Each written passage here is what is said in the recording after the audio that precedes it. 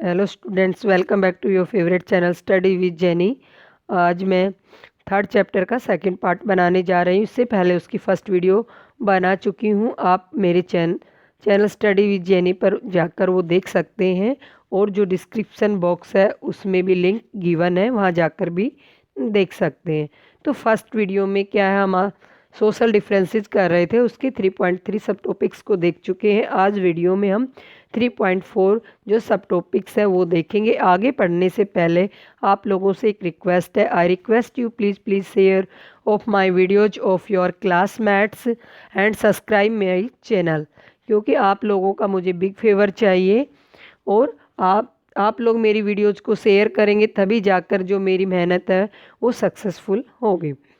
तो without waste time let's start video.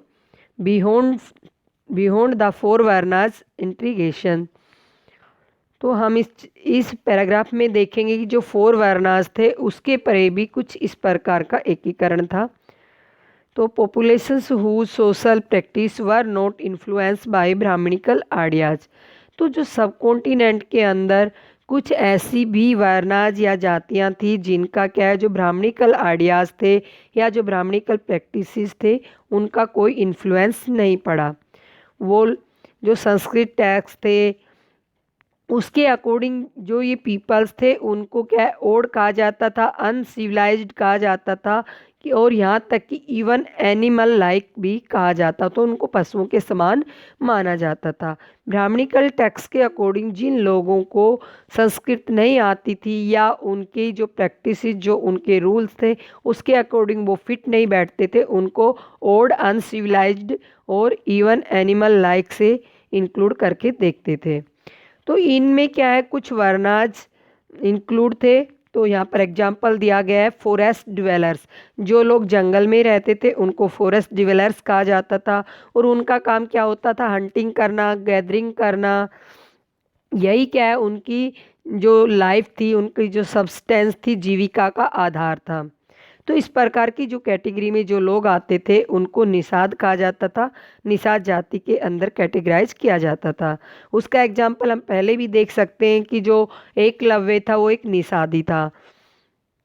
अब हम आगे देखते हैं कि जो इसके अलावा जो अदर पर्सन होते थे, इंक्लूड जो पॉपुलेशंस होती थी, उनमें जो नोमैडिक पेस्टोलिस्ट थे उनको इंक्लूड किया जाता था। नोमैडिक जो लोग घुमक्कड़ होते थे, एक स्थायी निवास पर नहीं रहते थे। साथ में पेस्टोलिस्ट वो लोग होते थे कि जो हार्डर्स होते थे, पशुपालक होते थे, पशुओं को ग्रेज करवाते थे, उनको पेस्टोलिस्ट कहा जाता है।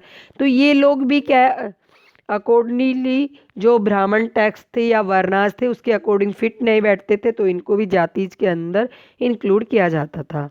Sometimes those who spoke non Sanskrit language, जो लोग क्या है नॉन संस्कृत लैंग्वेज बोलते थे, उन लोगों को क्या है, ये लोग म्लेच्छ कहकर पुकारते थे, और लुक्ड डाउन अपॉन, उनको एक हे दृष्टि से, घृणा दृष्टि से उन लोगों को देखा जाता था। तो ऐसे एग्जाम्पल्स हम पहले भी देख चुके हैं। तो अब हम नेक्स्ट आते हैं, ये सोर्स 9 है, ये भी वेरी इंपॉर्टेंट है, तो आप लोगों को रीड आउट करना है। अब हम देखते हैं 3.5, beyond the four varnas subordinations and conflicts. तो हमने देखा कि अभी फोर वर्नाज के बारे में देख लिया था, उससे परे जो एकीकरण हुआ था उसको जान लिया था।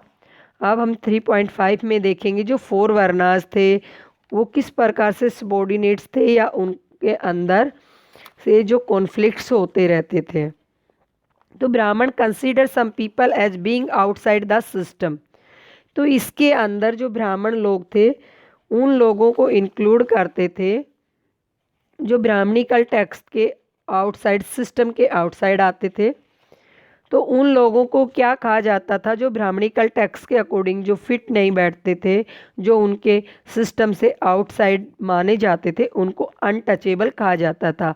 अनटचेबल वो लोग होते थे जो वर्णाज की कैटेगरी थी उसमें फिट नहीं बैठते थे, उनके अंदर भी कुछ आगे जाकर जो जातियां थी उनके अंदर जो लो कास्ट जाति होती थी उसके अंदर इंक्लूड किया जाता था।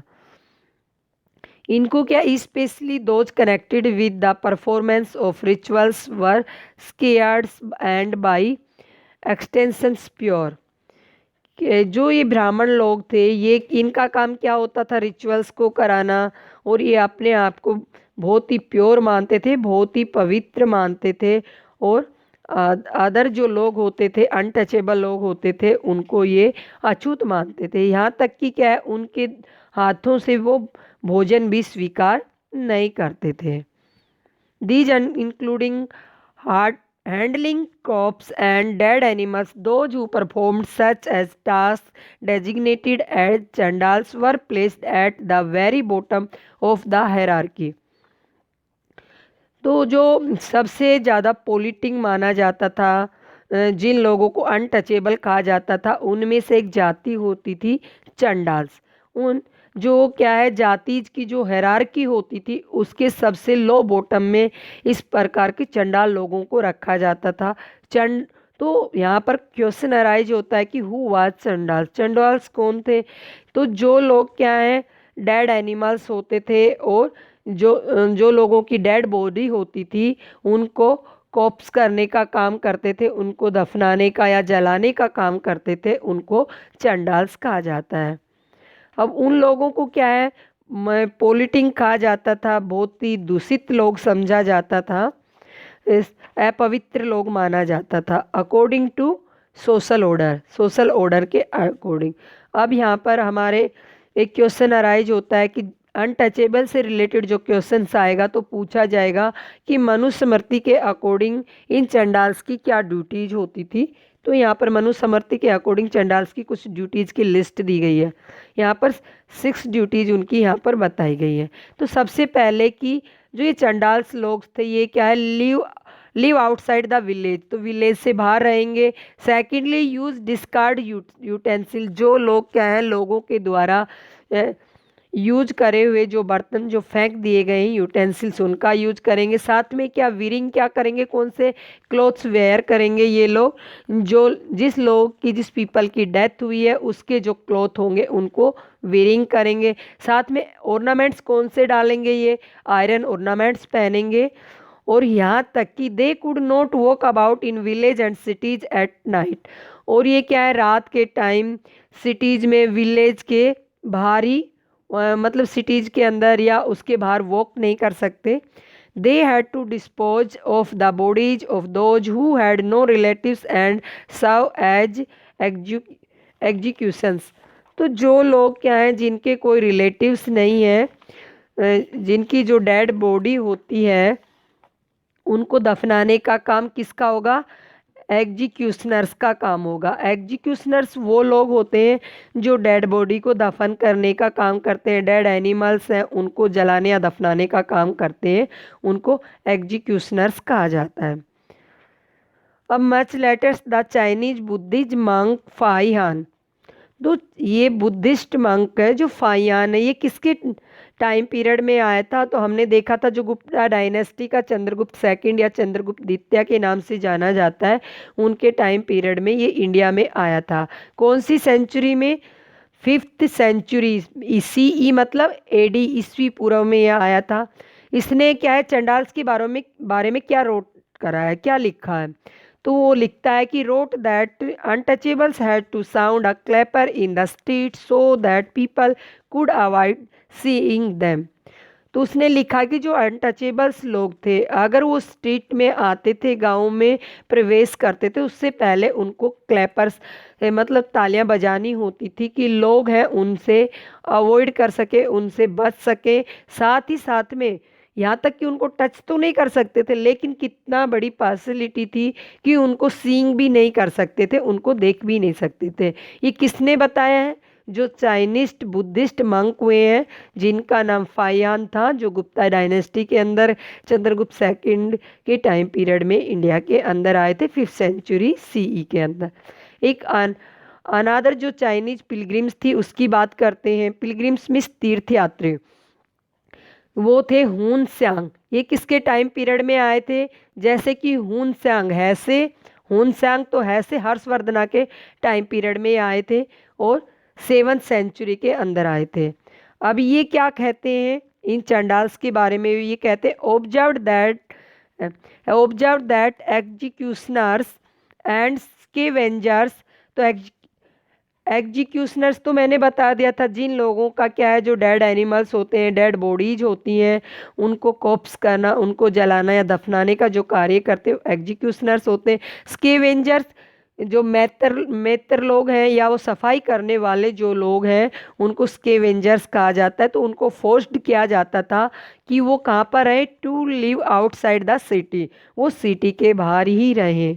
तो इस प्रकार क्या है, जो नॉन ब्राह्मणिकल टैक्स थे, वो चंडाल्स या जो हिस्टोरियंस थे, वो क्या है, शास्त्राज के अकॉर्डिंग इन सब बातों को, शास्त्राज के अकॉर्डिंग इन सब बातों को, उनके जीवन से रिलेटेड जो बातें थी उनको स्वीकार कर लिया है। तो हम देखते हैं कि कितनी बड़ी जो पैसे इनके साथ कितना बड़ा बायस किया जाता था, चंडाल्स के साथ कितना बुरा ट्रीट किया जाता था। तो यहाँ पर एक सोर्स दिया गया है, सोर्स 10। तो यहाँ पर बताया गया है कि जो चंडाल्स थे वो क्या है, इस बात को विरोध नहीं करते थे। तो यहाँ पर एक एग्जाम्पल दिया गया है, एक स्टोरी दी गई है बुद्धिस्ट टेक्स्ट के अकॉर्डिंग। तो ये है मतंगा जातका से ली गई है, जो पाली टेक्स्ट है।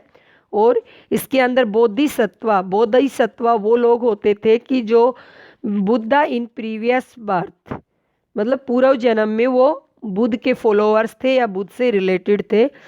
यहाँ पर एक चंडाल के रूप में उसको आइडेंटिफाई किया गया। उस चंडाल का नाम क्या है, उस चंडाल का नाम मतंग है। और उसका बोन का हुआ बनारस के अंदर हुआ। और बाद में बताया गया है कि वो एक बार सिटी के अंदर प्रवेश करता है और एक जो क्या बोलते हैं, जो मर्चेंट्स होता है, उनकी एक बेटी होती है जिसका नाम होता है दिव्य मांगलिक, सॉरी दिथ मांगलिक।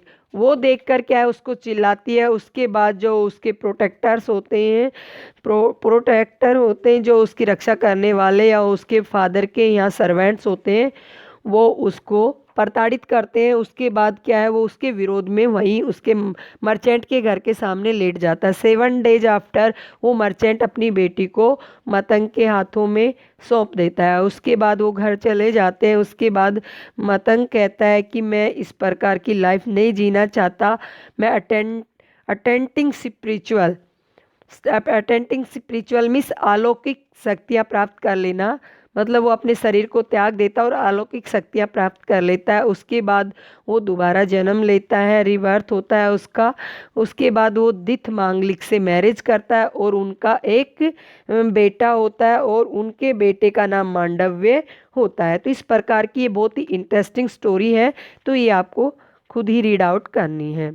अब हम देखते हैं, come to the fourth topic, beyond birth resources and status. तो इसके अंदर हम जानेंगे कि लोगों का जो रिसोर्सेज के ऊपर, स्टेटस के ऊपर बाय बर्थ जो क्या है उनका एक्सेस होता था या कुछ और रीजन्स होता था, तो उसके बारे में हम जानेंगे। तो इस चैप्टर के अंदर हम जो ये फर्स्ट पैराग्राफ दिया गया है, ये चैप्टर 2 लिखा गया है। यहाँ पर जो स्लेव्स होते थे, लैंडलेस, एग्रीकल्चर लेबर्स, इस प्रकार के जो लोग थे, मर्चेंट्स, किंग्स, ये क्या है, इन लोगों का इमर्ज हो रहा था। हम क्या है, इसको 2 चैप्टर में इन सोशल एक्टर्स के बारे में, इनके डिफरेंट पार्ट्स के बारे में सब जान चुके हैं। तो इसके बारे में अब मैं ज़्यादा नहीं बताऊंगी। अब नेक्स्ट टॉपिक पे आते हैं हम, जेंडर्स एक्सेस टू प्रॉपर्टी। तो जेंडर्स मीन्स जेंडर में मेल और फीमेल दोनों इंक्लूड हो जाते हैं। तो किस प्रकार से जेंडर को लेकर जो प्रॉपर्टी होती थी उसके ऊपर उनका एक्सेस होता था। एक्सेस मीन्स अधिकार। तो first critical episode in Mahabharata. तो महाभारत का जो क्रिटिकल एपिसोड है, वहाँ से कुछ एग्जाम्पल्स लिए गए हैं। During the course of the long drawn rivalry between the Kauravas and the Pandavas, Duryodhana invited Yudhishthira to a game of dice. तो जो महाभारत है उसके अंदर 2 कैरेक्टर्स होते हैं, एक होता है कौरवाज, एक होते हैं पांडवाज। तो क्या है, जो कौरवाज में सबसे एल्डर जो ब्रदर होता है वो दुर्योधन होता है। वो युधिष्ठिर को क्या है, इनवाइट करता है, किसके लिए, game of dice. Game of dice means जुआ खेलने के लिए। तो उससे क्या है, वो धोखा करता है। उसके बाद जो क्या है, युधिष्ठिर युधिष्ठिर जो पांडवाज हैं वो हारने लगते हैं, तो युधिष्ठिर क्या करता है, अपना जितना भी गोल्ड होते हैं, एलिफेंट्स होते हैं, चैरियट्स, जितने भी रथ, स्लेव्स, आर्मी, उसकी ट्रेजरी, किंगडम की जितनी भी प्रॉपर्टी होती है, यहाँ तक कि फाइनली अपने भाइयों को और अपने आप को भी क्या है स्टेक कर देता है। स्टेक मीन्स दाव पर लगा देता है। और लास्ट एंड फाइनल जो द्रौपदी है वो भी क्या है दाव पर लगा देता है। तो यहाँ पर क्वेश्चन ये अराइज होता है कि are wives property of husband, क्या जो वाइफ होती थी वो प्रॉपर हस्बैंड की प्रॉपर्टी मानी जाती थी उस टाइम में। तो अब हम देखते हैं आगे, इसमें जानते हैं कि धर्मशास्त्र और जो धर्मसूत्रा थे उसके अकॉर्डिंग जो मनुस्मृति होती थी उसका क्या काम होता था, वो लॉ बनाने का काम करती थी। तो मनुस्मृति के अकॉर्डिंग जो पैटर्नल मीन्स पिता या पैतृक, जो एस्टेट मीन्स संपत्ति, जो पिता की संपत्ति होती थी उसके ऊपर मनुस्मृति कहती है कि जो पैटर्नल एस्टेट होती थी, पैतृक संपत्ति होती थी, वो सिर्फ बेटों के अंदर, सन्स के अंदर ही इक्वली रूप से बांटी जाती थी। लेकिन एक जो स्पेशल करेक्टरिस्टिक्स है वो ये है कि जो बड़ा बेटा होता था उसको एक एल्डेस्ट सन को स्पेशल शेयर दिया जाता था, और बेटों की बजाय वुमेन्स होती थी वो could not claim a share of these resources. तो इस प्रकार के जो रिसोर्सेज होते थे उनके ऊपर कोई क्लेम नहीं कर सकती थी। लेकिन वुमेन को एक राइट होता था कि जब उसकी मैरिज होती थी, जब उसको कुछ गिफ्ट्स रिसीव होते थे, तो वो उसको स्त्री धन बोला जाता था। स्त्री मिस वुमेन और धन मिस वेल्थ, इसका लिटरेरी मीनिंग है। तो जो स्त्री धन होता था उसके ऊपर उसके हस्बैंड का एक्सेस न होकर इनहेरिटेड बाय देयर चिल्ड्रंस, उनके जो बेटा बेटी होते थे, चिल्ड्रंस होते थे, उनका अधिकार होता था। लेकिन वो without the husband having any claim on it, तो इस प्रकार का कोई धन होता था उसको वो दे नहीं सकती थी अपने अपने पति के बिना क्लेम के। तो at the same time the Manusmriti want, उसी टाइम क्या है जो मनुस्मृति है वो वुमेन्स को वार्न करती है। वो कहती है जो उसके हस्बैंड की जो प्रॉपर्टी है उसको वो कलेक्ट करके, ऐसा नहीं कि वो अपने हस्बैंड की जो प्रॉपर्टी है वो कमाए, उसको होल्डिंग करे, उसको संचय करे या तिजोरी भर ले, उसके ऊपर वो बिना हस्बैंड की परमिशन के वो कुछ भी नहीं कर सकती है, उसको यहाँ तक कि खर्च भी नहीं कर सकती है। हमने देखा था सेकंड चैप्टर के अंदर जो वकाटा का क्वीन थी प्रभावती गुप्ता, उसके बारे में देखा था कि एपिग्राफिक रूप से और टेक्सुअल रूप से हमें कुछ ऐसे एविडेंस मिले थे कि वो अपर क्लास वुमेन्स थी। उसका क्या रिसोर्सेज के ऊपर भी एक्सेस था, अधिकार था, लैंड, कैटल्स, यहाँ तक कि मनी के ऊपर भी कंट्रोल होता था। लेकिन हमें जो धर्मशास्त्र सूत्राज या मनुस्मृति है उसके अंदर जो ब्राह्मणिकल टेक्स्ट मिलते हैं उसके अकॉर्डिंग ऐसा नहीं था। लेकिन हमें एक एग्जाम्पल मिलने से हम ये नहीं कह सकते जो वुमेन्स थी उनकी बहुत अच्छी कंडीशंस थी और उनका क्या है हर रिसोर्सेज के ऊपर अधिकार होता था, ऐसा कुछ भी नहीं था। वुमेन्स को क्या है, वुमेन्स का जो स्टेटस था अच्छा नहीं था। अब हम देखते हैं यहाँ पर हमें एक सोर्स दिया गया, how could man and women acquire wealth. जो मैन और वुमेन्स थे वो किस प्रकार वेल्थ को अक्वायर मीन्स अर्जित करना या ग्रहण करना। तो मनुस्मृति के अकॉर्डिंग मैंस के लिए यहाँ पर 7 मीन्स बताए गए कि उस प्रकार से वो वेल्थ को एक्वायर कर सकता है। फर्स्टली बताया कि इनहेरिटेंस, सेकेंडली के इनहेरिटेंस मीन्स उसको जायदाद में प्रॉपर्टी के अंदर या विरासत के अंदर जो धन मिला उसके ऊपर उसका एक्सेस होता है। फाइंडिंग जो उसने खोजा है। थर्डली जो उसने परचेज किया है। सेकेंडली उसने कॉन्केस्ट जो जीता है। फिफ्थ है इन्वेस्टमेंट किया है। Work and expectation of gift from good peoples, अगर किसी जेंटल ने उसको गिफ्ट दिया है उसको भी क्या है वो एक्सेप्ट कर सकता है, उसका उसके ऊपर राइट है। अब वुमेन्स के कुछ राइट्स बताए हैं कि वो किस प्रकार से वुमेन वेल्थ को एक्वायर कर सकती है अकॉर्डिंग टू मनुस्मृति। तो 6 मीन्स बताए हैं यहाँ पर। तो फर्स्टली ये बताया गया है कि जब वुमेन की मैरिज होती है, जो वो ब्राइडल बनकर आती है, उस टाइम उसको जो कुछ गिफ्ट दिए जाते हैं अफेक्शन या प्यार से, तो उनके ऊपर राइट होता है। उसके मदर फादर उसके ब्रदर द्वारा जो गिफ्ट दिए जाते हैं उनके ऊपर उसका एक्सेस होता है।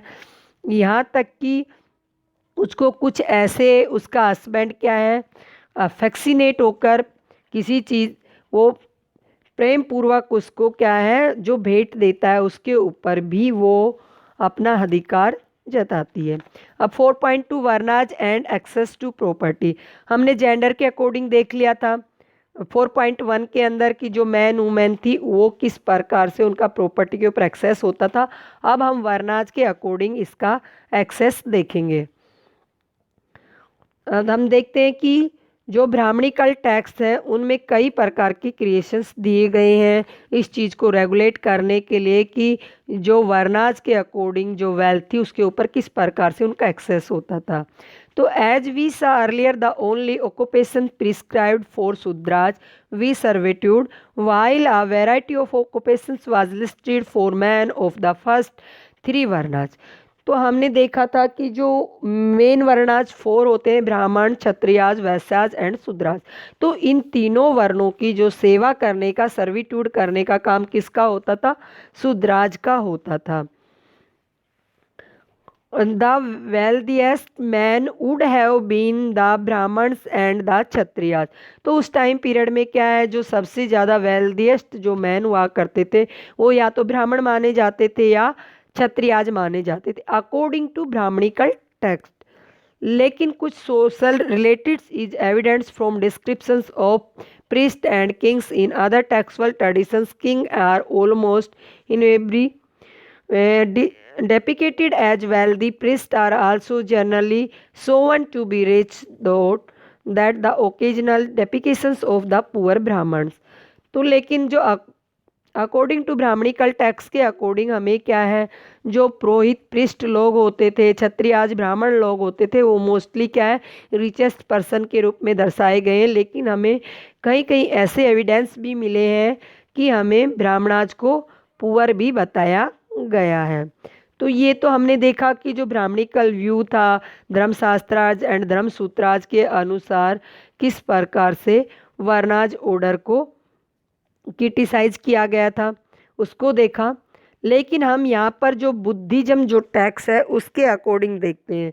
तो बुद्धिज्म जो टैक्सेस थे वो क्या मानते थे इस चीज़ को कि जो वर्णाज के अकॉर्डिंग जो क्या है एक्सेस टू प्रॉपर्टी होती थी उस पर किस प्रकार से राइट होता था। तो वो क्या इस जो ब्राह्मणिकल टैक्स था उसके अपोजिट अपना व्यू देते हैं। तो उनका मानना है कि but did not regarded these are natural और इनफ्लेक्सिबल। तो ब्राह्मणिकल जो टैक्सीज हैं या बुद्धिस्ट लोग हैं सॉरी यहाँ पर बुद्धिस्ट टैक्सीज की बात हो रही है। वो लोग क्या हैं जो इस प्रकार की जो प्रॉपर्टी होती है उसके ऊपर जो एक्सेस होता है उसे ना ही तो नेचुरल मानते हैं और ना ही क्या है इनफ्लेक्सिबल मानते हैं कि स्थायी रूप से एक ही व्यक्ति के पास ऐसा होता था। वो they also rejected the idea of claims to status on the basis of birth. और वो जो बुद्धिज्म के जो लोग हैं वो क्या है जो बाई बर्थ जो माना है कि जो जिस लोग का जिस जाति के जिस वर्ण के अंदर बर्थ हो गया है उसी के अंदर ही वो रहेगा उसका स्टेटस उसी प्रकार का रहेगा। लेकिन बुद्धिस्ट जो लोग थे उन्होंने इन सबको रिजेक्ट किया इन सबको नहीं माना है। उन्होंने ये माना है कि जिन लोगों के जैसे कर्म हैं उन्होंने कर्माज पर जोर दिया गया है वो लोग उसी के अकॉर्डिंग माने जाएंगे। अब स्टूडेंट्स हम सोर्स 13 की बात करेंगे द वेल्दी शूद्राज। तो ब्राह्मणिकल टैक्स की बात करें उसके अकॉर्डिंग जो उस टाइम रिचेस्ट पर्सन या वेल्दीएस्ट पर्सन होते थे जो ओनली ब्राह्मण्स और क्षत्रियाज को ही माना गया था। लेकिन यहाँ पर एक स्टोरी दी गई है। ये स्टोरी किसके ऊपर बेस्ड है बुद्धिस्ट टेक्स्ट के ऊपर बेस्ड है और ये पाली लैंग्वेज में लिखी गई है। और इस बुद्धिस्ट टेक्स्ट का क्या नाम है मांझी निकाय है। इसके अंदर दो लोगों के बीच के डायलॉग्स दिए गए हैं। एक तो किंग होता है जिसका नाम अवंतिप होता है, दूसरा क्या है बुद्ध का जो फॉलोअर है जिसका नाम कच्चायन है। इन दोनों के बीच संवाद चलता है। तो बुद्धिस्ट टेक्स्ट के अकॉर्डिंग जो शूद्राज लोग होते थे वो भी वेल्दी या रिचेस्ट पर्सन होते थे। तो ये स्टूडेंट्स बहुत ही इंटरेस्टिंग स्टोरी है, आप लोगों को खुद रीड आउट करना है। और हमारा ये जो सेकंड पार्ट है यहीं तक है। तब तक टिल देन बाय, और thanks for watching my video.